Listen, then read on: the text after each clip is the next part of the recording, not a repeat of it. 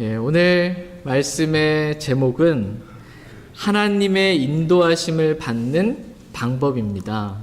하나님의 인도하심을 받는 방법이라는 제목으로 하나의 말씀 나누는 시간 갖도록 하겠습니다. 오늘 말씀의 제목이 뭐라고 그랬습니까? 아멘. 하나님의 인도하심을 받는 방법. 지금 기억하시는데 이제 집에 가실 때 다 잊어버리지 마시고 오늘 제목의 말씀 잘 마음에 기억하시고 내가 어떻게 하나님의 인도하심을 받는 그러한 삶을 살아갈 수 있을까 마음에 새겼으면 좋겠습니다. 오늘 본문 말씀은 저와 여러분이 믿고 섬기는 하나님이 어떠한 하나님인지에 대해서 오늘 말씀해 주고 계십니다. 하나님이 어떠한 분이신지 다 같이 오늘 본문 말씀 시편 48편 14절 말씀 보겠습니다. 같이 읽겠습니다. 이 하나님은 영원 무궁토록 우리의 하나님이시니 그분은 우리가 죽을 때까지 우리의 인도자가 되시리로다. 아멘. 하나님은 영원 무궁토록 우리의 하나님이십니다. 그러니까 하나님은 내가 잠깐 마음이 좀 어렵고 힘들 때 그때 의지하는 그러한 하나님이거나 또는 내가 좀 기분이 좋을 때 그때 잠깐 주님을 이렇게 섬기는 그러한 하나님이 아니라 우리의 어떠한가 상관없이 하나님은 영원 무궁토록 우리의 하나님이 되시는 분이시다라고 말씀하십니다. 또한 오늘 본문 말씀은 하나님이 어떠한 분이신지에 대해서 너무나 정확하고 분명하게 말씀하고 계십니다.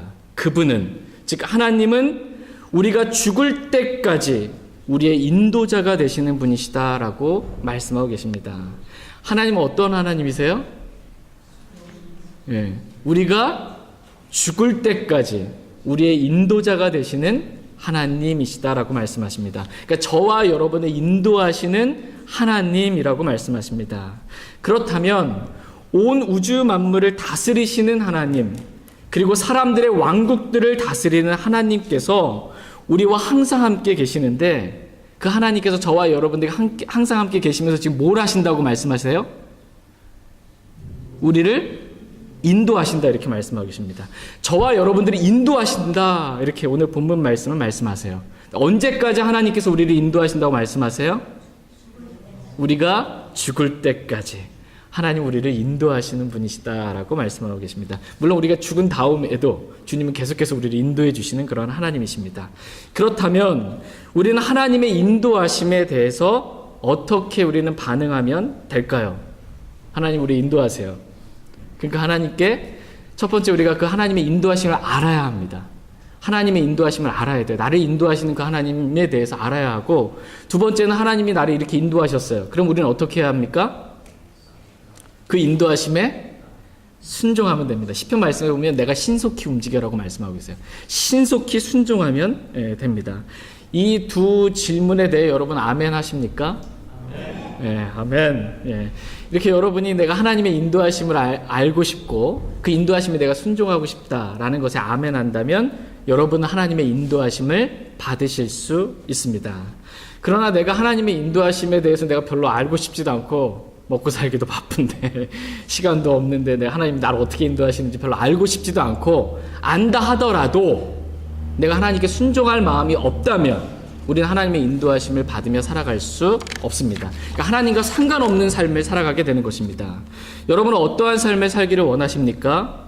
하나님의 인도하심을 받는 삶을 살기를 원하십니까? 아니면 하나님과 전혀 상관없는 마이 웨이, 그냥 내 길대로 그렇게 살기를 원하십니까? 아멘. 아마 다 하나님의 인도하심을 받는 그러한 삶을 살기를 원하실 것입니다. 하나님의 인도하시는 그 방법에 대해서 잘 몰라서 그렇지 하나님의 인도하시는 방법만 내가 안다면 그대로 순종하고 싶은 그러한 마음을 다 가지고 계실 것입니다. 저도 그랬습니다. 제가 예전에 하나님의 인도하심을 이렇게 좀 받고 싶은데 막연한 거예요. 하나님의 인도하심에 대해서 잘 몰랐을 때에는 그냥 제 생각대로 움직였을 때가 참 많이 있었습니다. 그러나 오늘 저희가 구체적으로 살펴보게 될 말씀인 이 하나님의 인도하심을 받는 방법 4가지입니다. 하나님의 인도하심을 받는 방법 이 4가지를 알게 된 이후서부터는 주님의 인도하심을 분명하게 받으면서 확신과 기쁨 가운데 그렇게 살아갈 수 있게 되었습니다. 그렇다고 해서 제가 이건 주님의 인도하십니다, 이건 아니다라고 100% 모든 것을 다 알게 되었냐? 그건 아니에요. 예. 사도 바울이 하나님의 인도하심에 따라서 이렇게 살게 되었을 때 고린도전서 13장 우리가 지난번에 수요일날 한번 살펴봤던 말씀처럼 우리가 지금은 거울로 보는 것 같이 희미하게 보고 우리가 지금은 부분적으로 알지만 하나님의 인도하심에 대해서 이렇게 나름대로 분명한 확신을 가지고 살아갈 수 있게 됐다라는 것입니다. 확신이 있냐 없냐 이것은 되게 중요합니다. 지금 하나님이 나를 인도하셨고 이게 하나님의 인도하심이 맞다라는 확신을 가지고 있냐 그렇지 않냐라는 것은 매우 큰 차이가 있습니다. 여러분은 구원받은 확신이 있으십니까? 네.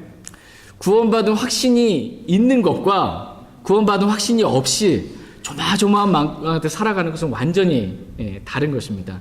여러분은 어떻게 구원받았다고 확신하세요? 뭘 근거로 해서?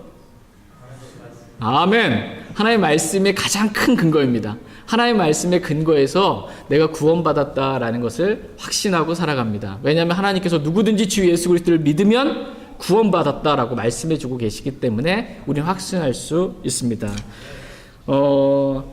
저는 이 구원의 확신 외에 또 다른 확신을 가지고 살아가고 있습니다. 뭐냐면 하나님께서 저를 아무것도 아닌 저를 목사로 부르셨다. 목사로 세워주셨다라는 확신을 가지고 살아갑니다. 그 확신의 근거 역시 기록된 말씀입니다. 하나님께서 기록된 말씀으로 저에게 분명하게 말씀해 주셨기 때문에 저는 목사로 부르신 그 확신을 가지고 살아갑니다. 사도행전 9장 말씀에서 하나님께서 사울을 부르실 때 그 말씀을 제가 읽었던 적이 있습니다. 그 말씀이 뭐냐면 일어나 도시로 들어가라. 그러면 내가 반드시 해야 할 일을 듣게 되리라 라고 이렇게 이 말씀을 읽게 되었을 때 하나님께서 저는 이 말씀을 통해서 저에게 목사로 부르셨다라는 확신을 주셨습니다. 그때 상황이 어떤 상황이었냐면 일산 갈보리 침례교회 구정민 목사님은 너무 몸이 아프셔서 거의 죽기에 이를 만큼 그렇게 힘든 상태였어요. 구정민 목사님은 너무 힘든 상태였는데 구 목사님이 그때 혼자 내가 사역하는 게 너무 힘드니 나와 함께 동역하자 이렇게 요청을 했습니다. 근데 제 안에는 확신이 없었어요. 주님께서 나를 부르신 목사로 부르신 그런 확신이 없었습니다. 제가 그때 구 목사님을 바라볼 때 마음이 어떠했냐면 강도 만난 사람 여러분 기억하세요? 사마리아 사람이 강도 만난 거의 반쯤 죽게 되었을 때 그 상황처럼 구 목사님이 그렇게 보였습니다. 그런데 제 마음에는 확신이 없었어요. 주님이 저를 목사로 풀타임 사역자로 부르신 것에 대해. 그래서 저는 주님을 목사로 섬길 수가 없었습니다. 근데 이때가 수련회 기간이었는데 어떤 형제님이 오셔서 수련회 기간 밤에 저를 잠도 안 재우고 앞에 앉혀놓고 이 형제님이 저를 막 책망하면서 아니 왜 지금 목사로 주님 안 섬기냐고 저한테 막 뭐라고 이렇게 하시더라고요. 근데 저도 아니 주님이 부르셔야 제가 목사로 섬기지 부르심에 대한 확신이 없는데 제가 어떻게 섬깁니까? 이 형제님은 지금 상황이 안 보이냐고 교회의 필요를 지금 못 보냐고 왜 목사로 섬기지 않냐고 책망하셨는데 저는 그래도 주님의 음성, 주님의 말씀이 부르심이 없었기 때문에 섬길 수 없었습니다. 그렇게 3박 4일에 이렇게 수련회가 지나가고 마지막 날 이제 집에 가는 날이 됐어요. 마지막 설교 시간 1시간 남았는데 구정민 목사님이 사도행전 9장 말씀을 다 같이 오늘 본문 말씀은 사도행전 9장입니다 라고 하면서 읽으시는데 갑자기 그냥 읽기만 했어요. 그냥 읽기만 하는데 사울이 주님을 처음 만났던 장면이고요. 그때 주님께서 사울에게 하셨던 말씀 일어나 도시로 들어가라. 그러면 내가 반드시 해야 할 일을 듣게 되리라 라는 그 말씀이 있는데 눈물이 흐르면서 정말 주님께서 이 말씀이 나에게 주신 말씀이다 라는 것을 알게 되었습니다. 그래서 수련회 바로 그날 사표를 냈어요. 다니던 직장에 대해 구두로 사표를 내고 일어나 도시로 들어가라 라는 그 말씀에 따라 그냥 일어나서 교회 안으로 들어가게 되었습니다. 일어나 도시로 들어가라 라는 이 말씀이 그때 저한테 어떻게 들렸냐 하면 일어나 교회로 들어가라 라는 그러한 말씀으로 들리게 되었습니다. 그러면 내가 반드시 해야 할 일을 듣게 되리라 라는 말씀처럼 일어나서 교회 안에 들어갔더니 직장을 그만두고 이제 교회 안에 들어갔더니 정기총회를 통해 임시총회를 통해서 저를 목사로 온 교회가 이렇게 세우게 되었습니다. 그리고 저는 그 세움에 아멘하고 순종해서 지금까지 목사로 주님을 섬기고 있습니다. 그런데 제가 만약 그때 주님의 부르심에 대한 확신이 없이 그냥 상황만 보고 필요만 보고 그냥 제가 목사 안수를 받게 되었다면 저는 아마 중간에 목회를 그만뒀을 거예요. 이런 확신이 없이 제가 시작을 했다면.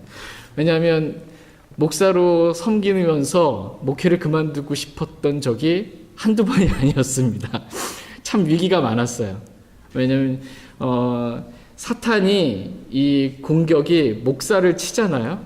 양들은 흩어지게 돼 있어요. 그러니까 사탄의 타겟이 뭐냐면 목사를 이렇게 치는 게 타겟이기 때문에 목회를 내려놓고 싶은 수많은 마음이 있었지만 이 주님의 부르심에 대한 확신, 이것 때문에 절대로 내려놓지 않고 지금까지 주님을 섬길 수 있게 되었습니다. 지금 제가 이 간증을 드리는 이유는 뭐냐면 하나님께서 죽을 때까지 우리의 뭐가 되신대요? 인도자가 되시는 분이시라고 말씀하세요. 하나님 우리가 죽을 때까지 우리의 인도자가 되시는데 하나님이 우리를 인도하시는 그 4가지 방법에 대해서 저희가 좀 더 구체적으로 살펴보기 위해서 이러한 간증을 드렸습니다. 이제 구체적으로 하나님의 인도하심을 받는 방법에 대해서 좀 말씀드리겠습니다. 하나님의 인도하심을 받는 방법 총 4가지입니다. 하나님께서 우리를 인도하실 때 하나님께서 사용하시는 방법 4가지를 보겠습니다. 잘 기억해 두셨다가 여러분이 실제 삶에 이 말씀을 적용하셔서 사시면 하나님의 분명한 인도하심을 받으며 주님과 동행하는 확신과 기쁨이 찬 그러한 삶을 살아가실 수 있습니다. 첫 번째 하나님의 인도하심은 환경입니다. 환경이에요. 하나님께서 상황과 환경을 통해 저와 여러분들을 인도하십니다. 다 같이 마태복음 10장 말씀 보겠습니다. 마태복음 10장. 마태복음 10장 29절 말씀 보겠습니다. 마태복음 10장 29절. 마태복음 10장 29절 같이 읽겠습니다. 참새 2마리가 1아사리온에 팔리지 아니하느냐. 그러나 너희 아버지의 허락 없이는 그것들 중에 하나도 땅에 떨어지지 아니하리라. 아멘. 참새 2마리가 지금 얼마에 팔리고 있습니까? 예, 참새 2마리가 지금 시장에 갔더니, 유대인 당시에 시장에 갔더니 참새 2마리가 지금 1아사리온에 지금 팔리고 있고, 참새 이 1마리가 땅에 떨어지는 것, 이 모든 상황이 다 뭐라고 지금 말씀하고 계세요? 하나님의 허락하심이 없으면 이루어질 수 없는 거다라고 말씀하고 계십니다. 그러니까 하나님께서 허락하셨기 때문에 이런 일들이 일어나고 이런 상황들이 생기게 된 것이다 라고 말씀하고 계십니다. 하나님의 허락이 없이는 이런 일들이 결코 일어나지 않는다라고 말씀하십니다. 그러므로 여러분이 이제 마트 가셔서 참새 대신 다른 것들을 한번 집어넣어보세요. 마트에서 팔리는 다른 물건들. 그래서 그게 얼마에 팔리는지가 지금 뭐라는 거예요? 하나님의 허락 없이는 이루어지지 않는다라는 것입니다. 마트 갔더니 하나 사면 하나 더 주고 이게 얼마에 팔리고 이런 모든 것들이 지금 다 뭐라는 거예요? 하나님의 허락하심이다라고 이렇게 말씀하고 계십니다.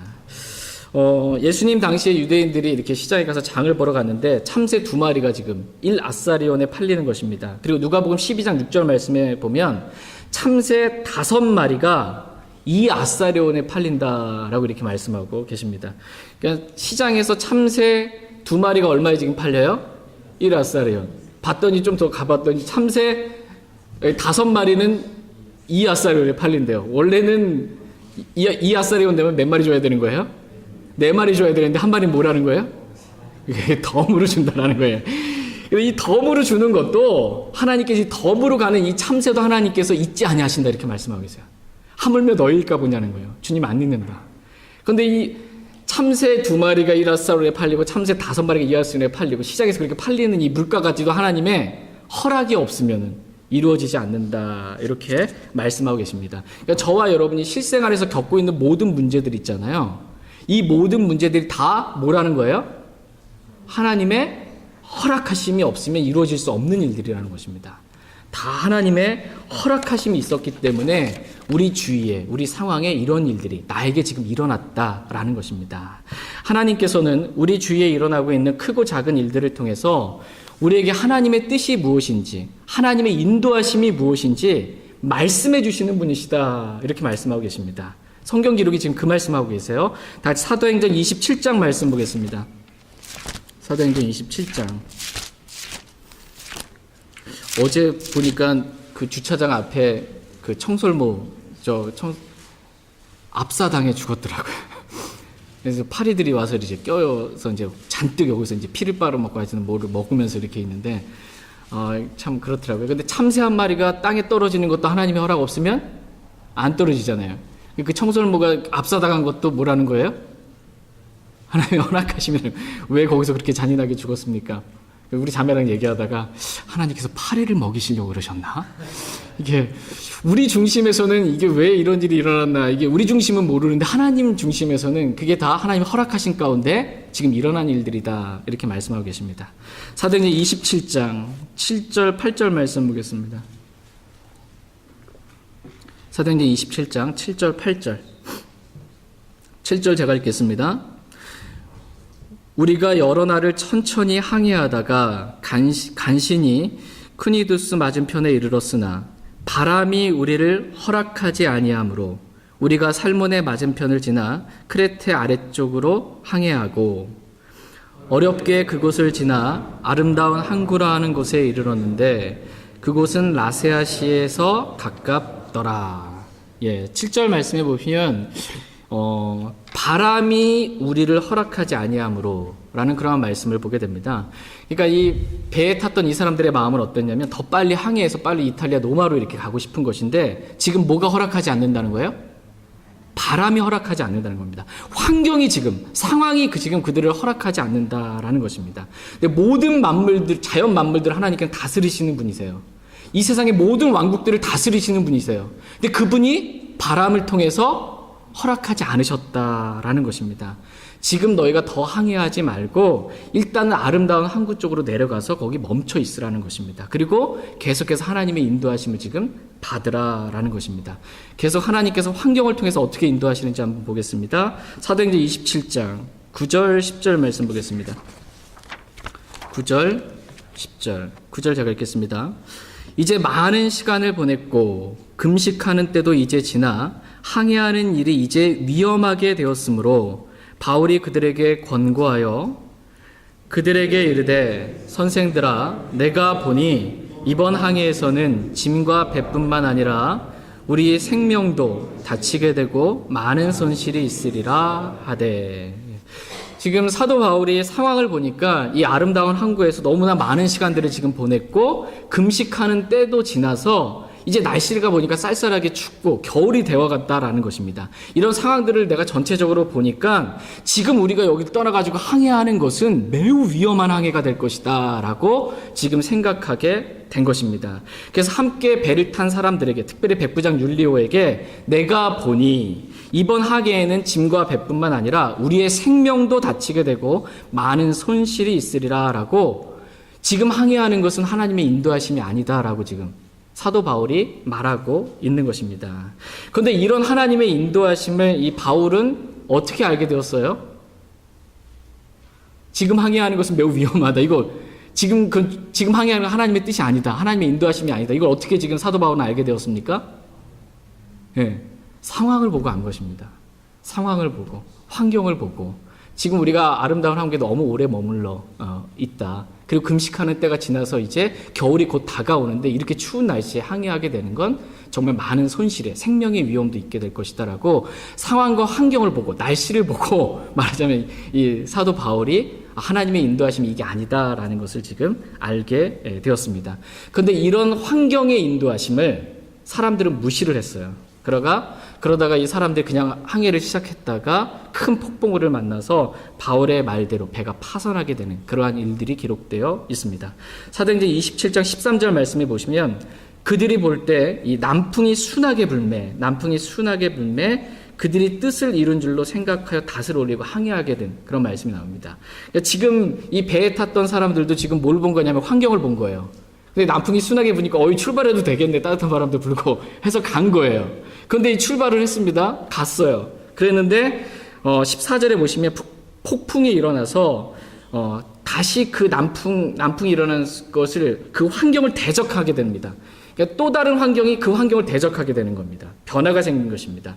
이처럼 환경만으로 내가 하나님의 인도하심을 받겠다라는 것은 매우 어리석은 생각입니다. 불완전한 거예요.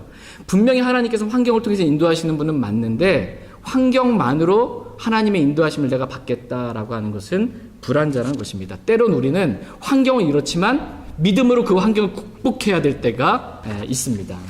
그러므로 우리는 환경의 인도하심 뿐만 아니라, 제가 총 몇 가지의 하나님의 인도하심 말씀드린다고 그랬어요?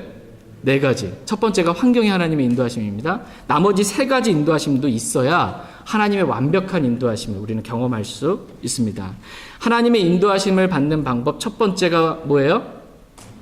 환경의 인도하심이고, 두 번째는 교회의 필요입니다. 교회의 필요.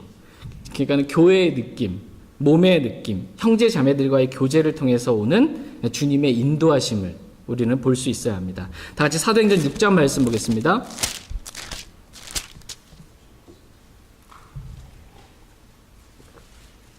사도행전 6장 1절에서 4절 말씀 보겠습니다.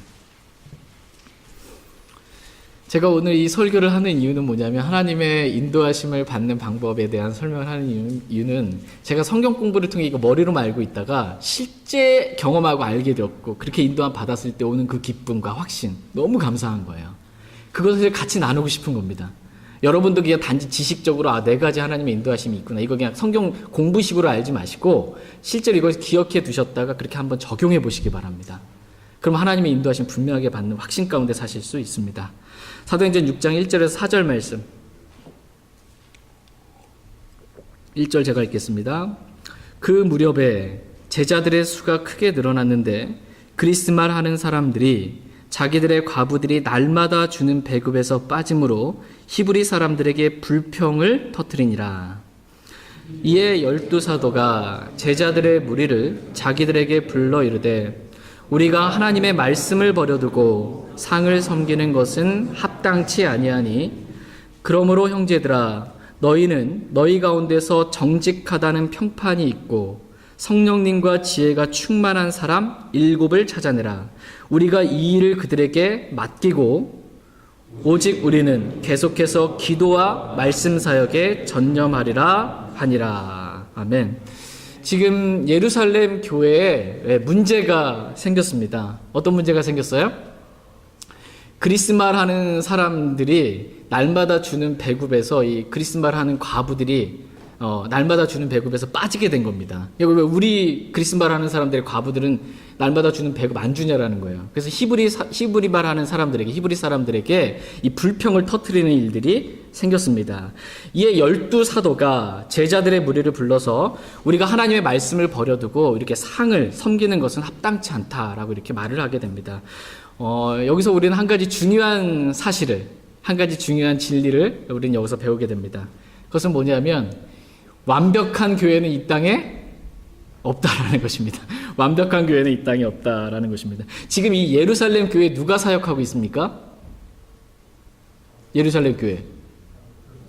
12사도가 지금 예루살렘 교회에 12사도가 사역을 하고 있다고 그래요.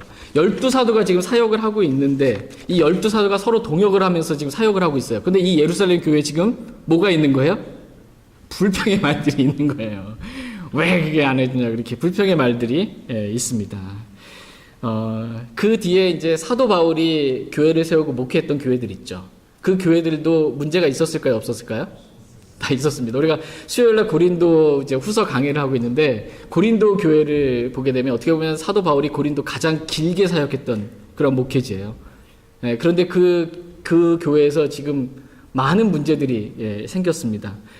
지금 만약에 우리 교회에 이런 문제가 있다 그러면 이건 진짜 아마 엄청날 거예요. 음행의 문제가 있어요. 아버지의 아내를 범하는 그러한 음행의 문제가 있고, 형제들끼리 서로 법정에 고소하는 그러한 문제들이 있고, 주의 만찬을 저희가 오늘 행했잖아요. 근데 자기를 살피지 않고 주의 만찬 행함으로 인해서 병든 자가 많고 잠자는 자도 많다예요. 주의 만찬 잘못해가 죽은 사람들이 여럿 있는 겁니다. 교회 가운데 엄청난 문제들이 있었습니다. 하물며 사도 바울이 목회한 교회도 이런 문제가 있는데 그 뒤에 세워진 교회들, 이 여러 목사님들 한 분이든 두 분이든 몇 분이든 하는 그 교회는 어떠하겠냐라는 거예요. 그러니까 12사도에 비하면 전 아무것도 아니잖아요. 사도 바울에 비하면 아무것도 아닌데 제가 목회하면 얼마나 많은 문제들이 있겠냐라는 거예요. 그런데 너무나 감사하게 우리 교회에 그렇게 많은 문제들이 없는 이유는 뭐냐면 성도들이 영적으로 성장하셨기 때문입니다.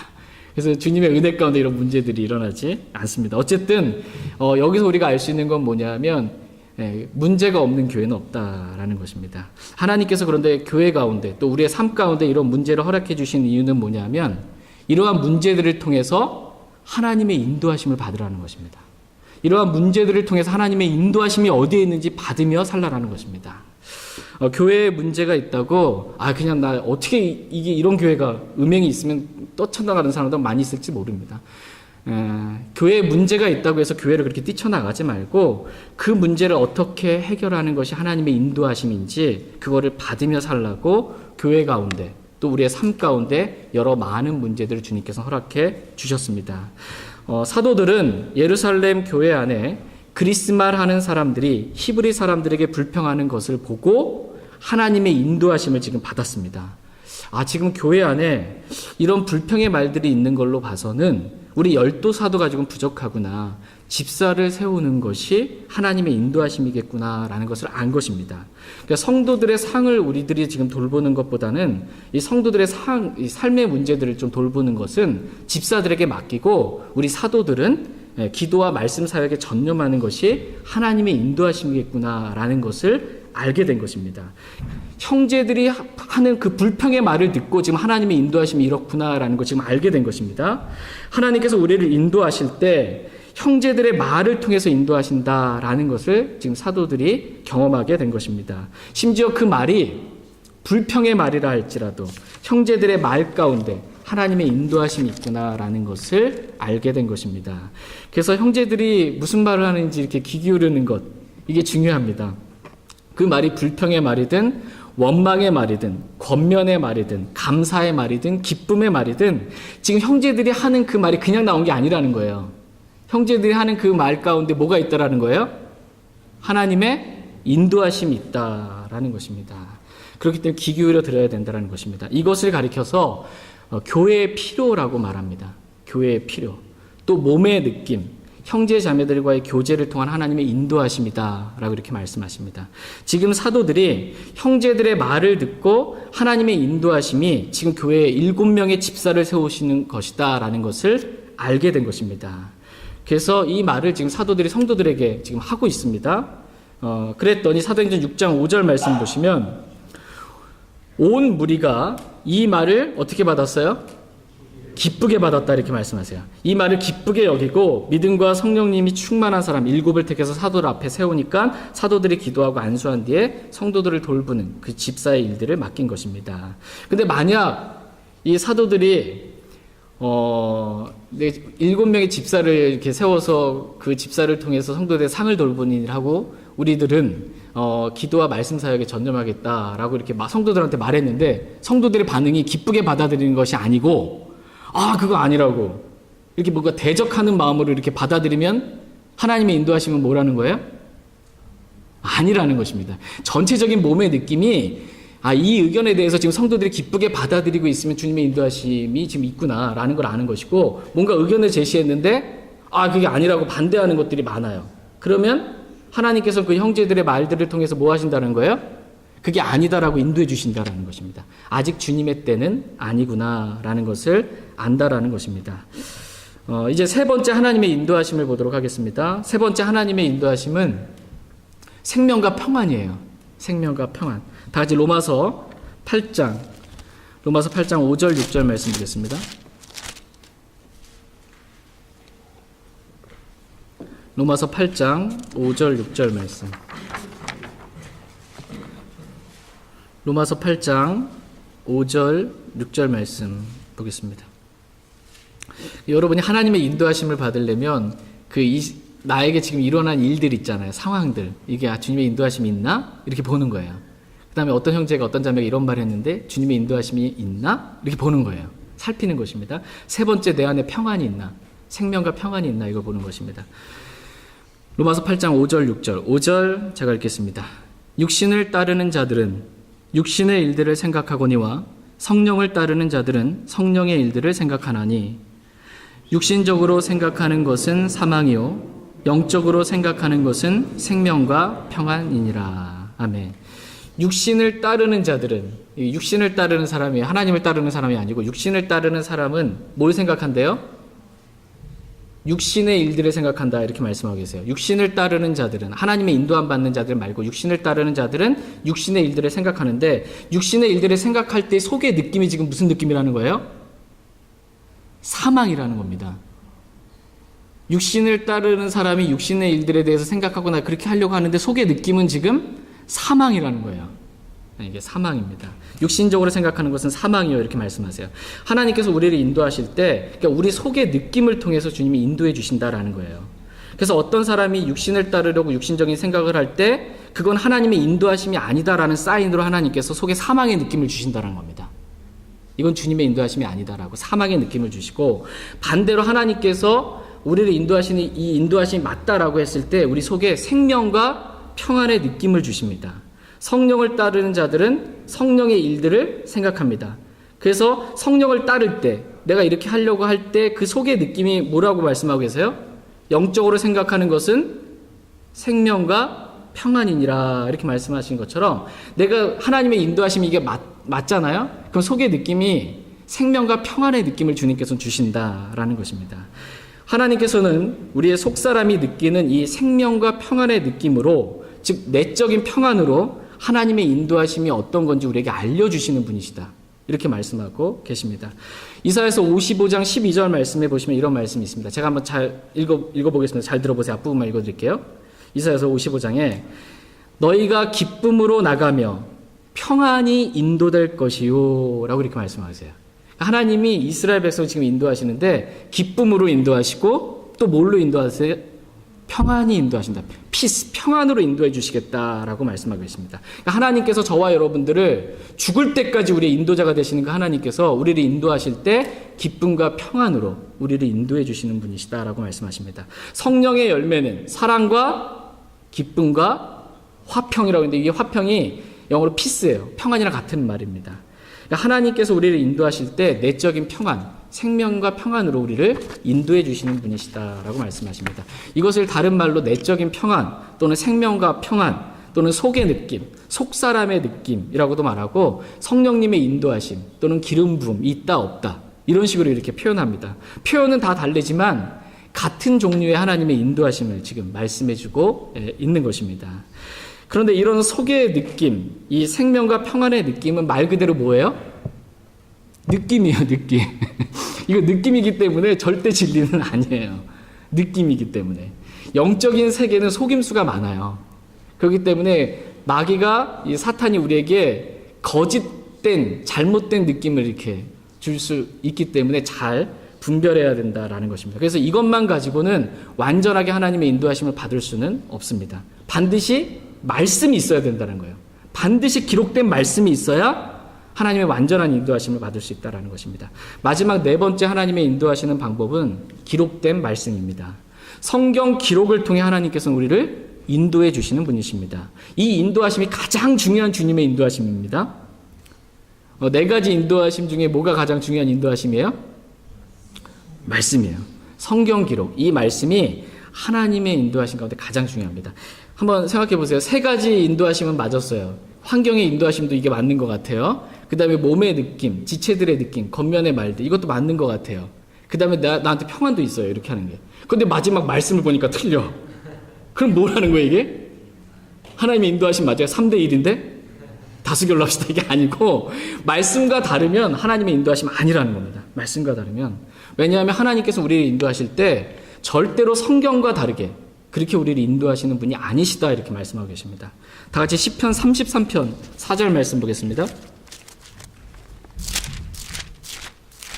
시편 33편 4절 말씀.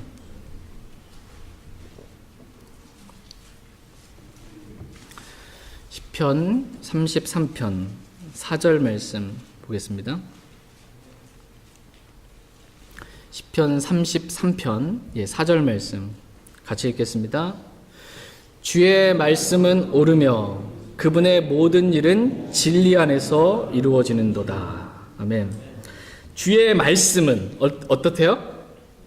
옳으며라고 말씀하세요. 주의 말씀, 이 성경 말씀, 하나님의 말씀은 무조건 옳습니다.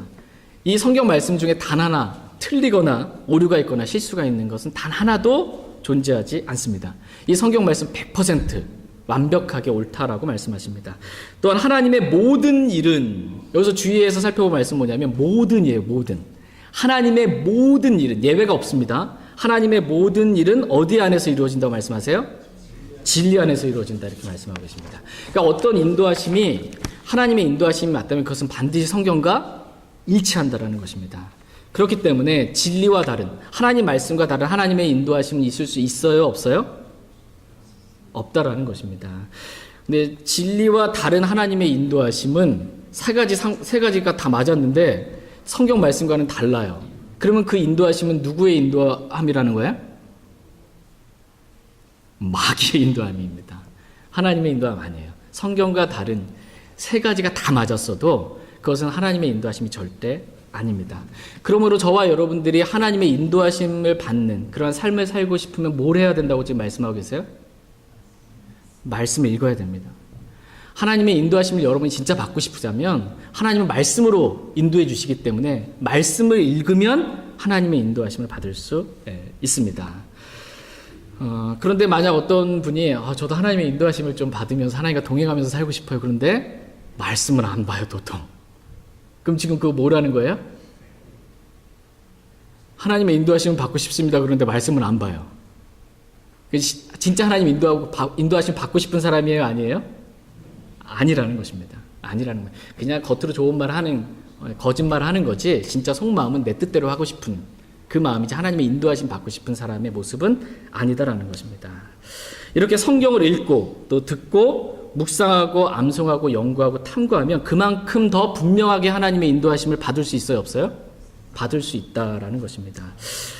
성경을 읽고 듣고 묵상하고 암송하고 탐구하고 연구하고 공부하잖아요. 그러면 하나님의 인도하심이 더 빨리, 더 분명하게, 더 구체적으로 이렇게 분별해 나갈 수 있습니다. 이건 하나님의 인도하심이 아니고 이거 지금 마귀의 유혹이구나라는 걸 알 수 있습니다. 이유는 성경을 공부하기 때문이에요. 성경을 읽기 때문에 알 수 있습니다. 저희 모두가 이렇게 성경을 통해 하나님의 분명한 인도하심을 늘 받으며 살 수 있길 원합니다. 저는 지금까지 하나님의 인도하심을 받는 4가지 방법에 대해서 이렇게 말씀을 드렸습니다. 한번 복습하는 시간 갖도록 하겠습니다. 복습하시면서 이 말씀 마음에 한번 새겨 보시고 실제 여러분의 삶에 적용해 보시길 바랍니다. 그럼 엄청난 유익이 있어요. 엄청난 유익이 있습니다. 하나님의 인도하심을 받는 첫 번째 인도하심 방법이 뭡니까? 환경의 인도하심입니다. 두 번째 하나님의 인도하심은 뭐예요? 교회의 필요, 몸의 느낌, 형제 자매들의 말, 겉면의 말. 네 번째 하나님의 인도하심은, 세 번째 하나님의 인도하심은 생명과 평안입니다. 내적인 평안이 내 안에 있는가? 그게 하려고 할 때 생명과 평안의 느낌입니다. 네 번째 하나님의 인도하심은 말씀, 성경 기록입니다. 이 성경 기록을 통해 하나님께서 우리를 인도하신다라는 것입니다. 그런데 이 4가지가요 딱 맞았어요. 어느 순간에. 그건 뭐라는 거예요 지금? 이건 완전한 하나님의 인도하심이라는 겁니다. 이 4가지가 다 맞을 때 이건 진짜 완전한 하나님의 인도하심이구나 하는 걸 확신할 수 있다는 것입니다. 다 같이 로마서 12장 2절 말씀 보겠습니다. 로마서 12장 2절 말씀.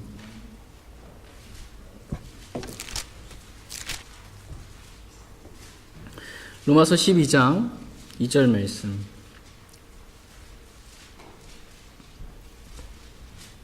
로마서 12장 2절 말씀 같이 읽겠습니다. 너희는 이 세상에 동화되지 말고 오직 너희 생각을 새롭게 함으로 변화를 받아 하나님의 그 선하시고 받으실 만하며 완전하신 뜻이 무엇인지 입증하도록 하라. 아멘. 하나님께서는 저와 여러분들에게 이 세상에 동화되지 말라 이렇게 말씀하십니다. 이 세상에 동화되는 것은 하나님의 뜻이 아니다라는 것입니다. 그래서 하신 말씀이 뭐냐면 저와 여러분들에게 한 가지 요구하셨어요. 뭘 요구하셨냐면 하나님의 그 선하시고 받으실 만하며 완전하신 뜻이 무엇인지 뭐 하래요? 입증하라고 말씀하세요. 저와 여러분들에게 지금 하나님의 뜻이 무엇인지, 완전하신 하나님의 뜻이 무엇인지 지금 입증하라 이렇게 말씀하고 계십니다. 어떻게 입증합니까? 저와 여러분들이 어떻게 입증을 해요? 하나님 입증하라는데, 하나님 입증하라고 말씀하세요. 하나님의 선하시고 받으실 만한 완전하신 하나님의 뜻이 뭔지 저와 여러분들에게 입증하라고 말씀하고 계십니다. 입증할 수 있는 방법은 오늘 제가 드린 말씀입니다. 이 네 가지 하나님의 인도하심을 통해서 하나님의 인도하심이 100% 이게 맞구나라는 거, 하나님의 뜻이 완전한 이게 뜻이구나라는 것을 입증할 수 있습니다. 환경의 인도하심을 통해서, 교회의 필요, 몸의 느낌을 통해서, 내 안에 생명과 평안을 통해서, 기록된 말씀을 통해서 하나님의 완전한 뜻이 이겁니다라고 우리는 입증할 수 있습니다. 이 네 가지가 서로 일치할 때 이게 진짜 하나님의 뜻입니다. 이것을 우리는 간증할 수 있습니다. 근데 여기서 이 네 가지 중에서 하나라도 부족하면 뭐예요? 하나님의 완전한 뜻이라고 이렇게 뭔가를 확신 가운데 말할 수는 없어요. 하나라도 부족하게 되면 뭔가 말하기가 어렵습니다. 입증할 수가 없습니다.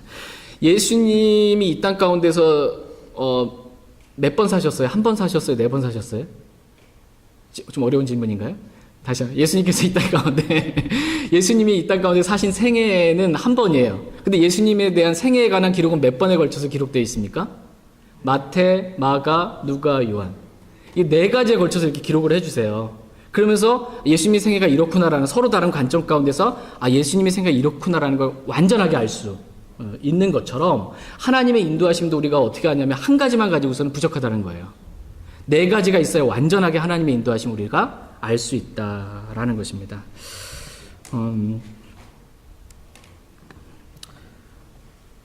여기서 주의할 점은 뭐냐면 이 네 가지가 다 이루어져야만 그때 순종할 수 있다라는 그러한 말이 아닙니다. 그러니까 하나님께서 일하시는 방법은 네 가지를 한꺼번에 이렇게 다 보여주시는 그러한 방법이 아니고 하나님께서는 점진적으로 그렇게 우리에게 하나씩 보여주시면서 우리가 하나 순종할 때 그 다음에 것도 보여주시고, 주의 말씀은 내 발에 뭐예요? 등불이잖아요. 한 걸음 순종할 때 하나 보여주시고 그걸 순종할 때 주님의 인도하심, 그 다음에 또 보여주세요. 그렇게 주님의 인도하시지 네 가지를 한꺼번에 어느 날 쫙 하고 보여주시지는 않는다라는 것입니다. 처음에 이 네 가지 중에 한 가지를 통해서 먼저 하나님의 인도하심이 어떤지를 알려주십니다. 그러면 그 인도하심에 일단 뭐 하는 겁니까? 순종하는 거예요. 그러면 하나님께서 한 걸음 한 걸음 이렇게 인도해 주시는 것을 경험하게 됩니다. 아까 우리가 환경의 인도하심 가운데서 봤는데 사도 바울이 이 환경을 봤을 때 이 환경의 인도하심 가운데 사도 바울이 순종을 했잖아요. 이게 주님의 뜻인 것 같다라고 이렇게 환경을 살펴보고 지금 항해해야 하는 것은 하나님의 인도하심이 아니다라는 것을 지금 분별하게 된 것입니다. 또 12사도들, 예루살렘에 있는 12사들이 이 교회의 필요, 형제 자매들이 하는 이 불평의 말을 듣고 하나님의 인도하심이 맞는지 그 인도하심에 지금 순종해서 집사 7을 세우게 되는 그것을 이렇게 갑니다. 네 가지가 한꺼번에 다 드러났기 때문에 순종한 게 아니고 지금 뭔가 하나 보여졌어요. 그것에 대해서 이게 맞는지 한번 더듬어 찾으면서 순종하고 보는 것입니다. 그리고 나서 성도들한테 얘기했더니 성도들 반응이 기쁘게 받아들였잖아요. 이게 주님의 인도하심이 맞구나 이렇게 알아가는 것입니다. 하나님의 인도하심은 한꺼번에가 아니고 한 걸음 한 걸음 인도하십니다. 하나님께서 우리에게 성경을 주실 때에도 마찬가지입니다. 지금 우리가 성경을 우리가 지금 이렇게 갖고 있지만 성경을 하나님께서 우리에게 주실 때 66권 한꺼번에 주셨어요? 아니에요. 1600년간에 걸쳐서 하나님이 조금씩 주셨어요. 1600년에 걸쳐서. 이렇게 조금씩 주신 거예요. 모세를 통해서, 사무엘을 통해서, 다윗을 통해서, 마태를 통해서, 바울을 통해서, 요한을 통해서 조금씩 이렇게 성경을 주셔서 이렇게 완전하게 하나님의 뜻이 이렇다라고 이렇게 주신 거예요. 이와 마찬가지로 하나님의 인도하심은 조금씩 한 걸음씩 점진적인 계시다라고 이렇게 성경 말씀하십니다. 하나님께서 아브라함을 부르실 때도 마찬가지였어요. 하나님께서 아브라함을 부르실 때 아브라함에게 나와가지고 어디로 갈지까지 한 번에 쫙 마스터 플랜을 다 보여주셨어요? 아닙니다. 하나님께서 아브라함을 부르실 때 뭐냐면 일단 나와라는 거였어요. 일단 떠나라. 그러면 어디로 갈지는 아직은 안 알려주셨습니다. 어디로 갈지는 안 알려주는데 일단 네가 그 갈대우리에서 떠나라고 순종을 요구하신 거예요. 그럼 순종했더니 인도함 받았더니 가나안 땅, 약속의 땅, 축복의 땅에 이렇게 들어가게 되는 것을 보게 됩니다. 그래서 히브리서 11장 8절에 보면 믿음으로 아브라함은 부르심을 받아 훗날 상속 재산을 받게 될 곳으로 나아가면서 순종하였고 자기가 어디로 가는지 알지 못한 채 나갔으며 이렇게 말씀하고 계세요. 아브라함이 하나님의 말씀에 인도하심에 순종을 할 때 자기가 어디로 갈지 알았어요? 몰랐어요? 몰랐는데 일단 하나님의 인도하심에 순종하고 봤다라는 것입니다. 이렇게 한다라는 것입니다. 믿음으로 지금 한 가지 하나님의 인도하심에 순종한 것입니다. 자기가 어디로 가는지 알지 못한 채 그냥 믿음으로 발을 띈 것입니다. 그랬더니 주님께서 한 발 한 발 인도해 주셔서 가나안 땅, 약속의 땅에 오게 하셨다라는 것입니다. 이 방법이 하나님의 인도하시는 방법이다라는 것입니다. 그렇기 때문에 우리 주위에 일어나고 있는 일들이 있죠. 그래서 하나하나 다 주의할 필요가 있다라는 것입니다. 왜 주의할 필요가 있어요? 하나님이 그걸 통해서 하나씩 인도해 주시니까 주의할 필요가 있습니다. 지금 나에게 어떤 일이 일어났는데 이 일이 혹시 하나님의 인도하심이 아닌가? 라고 주의를 기울이는 것입니다. 그리고 지금 어떤 형제님이 나한테 이런 말을 했는데 지금 이 말이 하나님의 인도하심이 아닌가? 라고 주의를 기울이는 겁니다. 또 그래서 인도하심인 것 같아서 한번 말을 꺼내보고 의견을 제시해봤더니 형제들의 반응이 아니네, 안 좋아. 예. 그러면 이게 지금 아닌가 보다. 이렇게 아는 거예요. 이렇게 하나씩 인도함 받는 것입니다. 내가 지금 주님의 인도하심 같아서 어떤 생각을 했는데 그 생각이 생명과 평안이 쫙 임했어. 큰 평안이. 그래서 내가 실제로 그걸 해보려고 딱 하려고 하는데 갑자기 마음이 어두워지고 사망의 느낌이 임했어요. 그럼 뭐라는 거예요? 주님의 인도하심이 아니구나라는 거. 그렇게 안다라는 것입니다. 그래서 말씀을 봤더니 말씀에서 이렇게 하라는 어떤 말씀이 있는 거예요.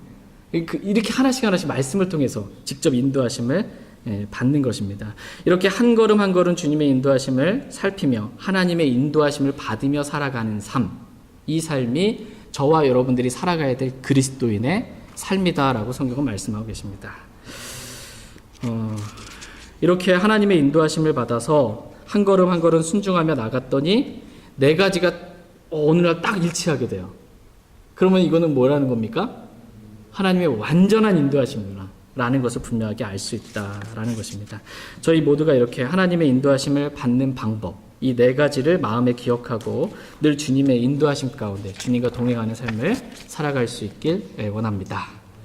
같이 오늘 본문 말씀이 시편 48편 14절 말씀 읽고 오늘 말씀 마치겠습니다.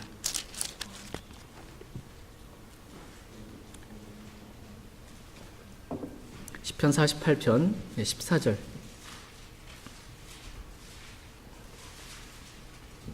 이렇게 네 가지를 통해서 하나님의 인도하심을 받으며 사는 거랑 전혀 아무런 감각 없이 그냥 사는 거랑 완전히 삶이 다릅니다. 꼭 마음에 기억해 두셨으면 좋겠습니다. 큰 유익이 있습니다. 시편 48편 14절 같이 읽겠습니다.